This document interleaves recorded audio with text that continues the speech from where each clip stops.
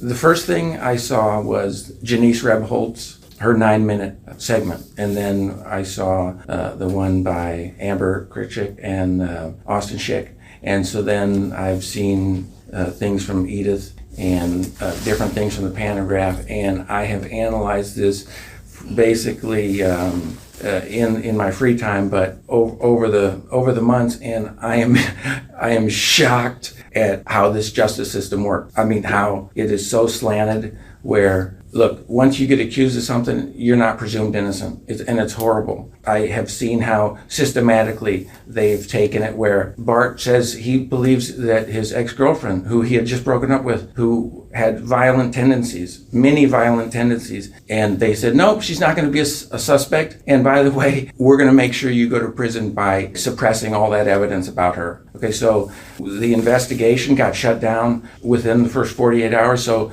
that television show, the first 48 hours when you get a lead, no, they had arrested him within the first 48 hours and didn't follow any leads. I mean, this was a railroading job from the very beginning, and here we are 25 years later. I have learned, I mean, I grew up thinking the justice system was fair and that people were presumed innocent and that the system worked.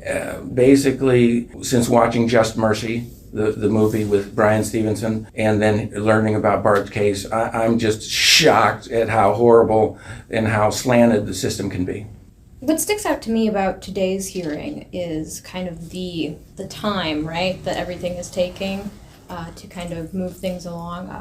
Who was saying, it's taken like 2 years to kind of get to this point, and then, just now it's getting pushed further until May for parties to submit their briefs. I mean, can you speak to that a little bit? This is, to me, procedural gamesmanship by the state's attorney's office. And I know you do have to go through the motions and file something and then have a response and then maybe a second response. But for this to have gotten started in 2021 and now it's almost 2 years and he's 25 years and all of the evidence points to someone else doing this murder, namely his ex-girlfriend. For this to take 25 years, but for it to take 2 years from trying to seek a new trial is, it says, hey, why is this such a slow process? Why is this seemingly such a low priority for the state to admit any type of mistake or to say, hey, yes, let's give him a new trial with a jury of 12 peers instead of a bench trial? I mean, that just shocks me. I think that would shock any first-year law student. So it's been such a delayed process, and it makes me wonder about the integrity of the system. I'm saddened that they're not. It doesn't seem like they're using common sense. It doesn't seem like they're using logic. There's some strange things going on. Some places have instituted these integrity conviction units where people from the outside come in and review all cases in a county to see essentially if they got it right. Do you think there have been enough cases in McLean County to warrant having some kind of review similar to that conducted? I think one case is enough. When we had a rally last fall for 5 different people: Eric Drew, Alan Beeman, Jamie Snow, Barton McNeil, and Whalen. Okay, 3 of those exonerated. Jamie Snow and Barton McNeil, slow process. I mean, both of them, I think it's 24 or 25 years, something like that. So 5 cases.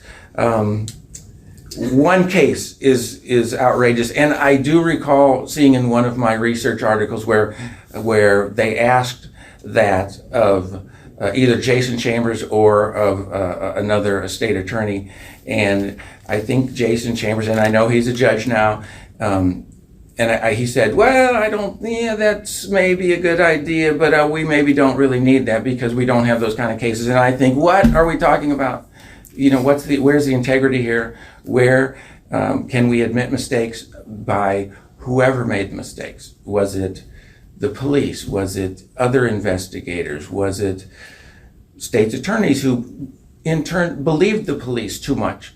I mean, and I watched the Central Park Five, the exonerated five, and I met Dr. Youssef Salam. I met him, and it was great to meet him at the ISU Dr. Martin Luther King evening event. And he got 7 years for a crime he did not commit, but because he had gotten arrested that night for some disorderly conduct or being in the park or whatever happened. Totally innocent. 7 years in prison, and it was just horrible. So I feel like, yes, there are, we need conviction integrity units, and some police actually call for that. I read the book by James Trainum. He talked about how the police generate false confessions. This is a book that came out in 2016 only, but how the police generate false confessions, and he is all about integrity too. He's a DC homicide detective, retired, and he wanted to know, why do people confess? Why do people sometimes confess to something they didn't do? Incredible, excellent book. And he talks about it, and he says there's a better way to do things. Sam Gross, I read about Sam Gross from the University of Michigan, the National Registry of Exonerations, and they talk, and the Innocence Project, they talk about conviction integrity. And it has to be integrity, people. It can't be people with the prosecutor mindset. It has to be people who are seeking the truth, who are going to find the truth. Right now, that is innocence lawyers and exoneration lawyers who say, let me see all the facts. We'll take cases that they've taken, the Barton McNeil case, they've taken the Jamie Snow case. So I think that's something that Illinois needs, and they need it on a statewide basis. I believe there are, Cook and Lake County are the two counties that have CIUs. They have also had exonerations already. And then there are two others, Kankakee and one other county. So that's 4 counties out of 102. We need it to be probably from the governor and probably Attorney General Kwame Raoul need to say, hey, we're going to do that statewide. And as I looked into it, I think there are 7 or 8 states nationwide who already are doing this statewide. And so Illinois needs to get on that. And I think that would be a great thing for Kwame Raoul and a great thing for Governor Pritzker, and a bipartisan support for Democrats, Republicans, Independents. So yeah, I think Illinois needs conviction integrity unit with exoneration, innocence lawyers, maybe scientists and other type of citizens, engineers, who can review things and not have a prosecutor's mindset, not have a conviction rate mindset, not have a send them to prison because we've accused you. What made you want to get involved so heavily? I can't believe how unjust our system is. And I watched that movie, Just Mercy, and I thought, oh man, this guy, he's going down to Alabama or Mississippi, and they're treating him horribly in the prison. And I mean, this guy's on death row, but he didn't do it, and he's trying to get him out. And I thought, wow, that's unbelievable. And then I hear about it right here. You know, I'm in Peoria. I hear about it 45 minutes away. I think, wow.